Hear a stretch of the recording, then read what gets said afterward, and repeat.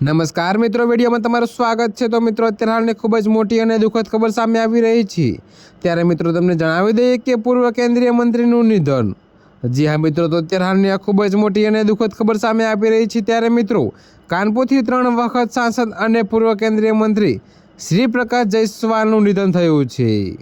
જી હા મિત્રો, તો અત્યારે હાલની આ ખૂબ જ મોટી અને દુઃખદ ખબર સામે આવી રહી છે। ત્યારે મિત્રો, જોકે તમને વધુમાં એ પણ જણાવી દઈએ કે 25 સપ્ટેમ્બર 1944ના રોજ કાનપુરમાં જન્મેલા શ્રી પ્રકાશ જયસ્વાલ કોંગ્રેસ સરકારમાં ગૃહ રાજ્યમંત્રી અને કોલસા મંત્રી સહિત મહત્વપૂર્ણ પદો પર રહ્યા હતા।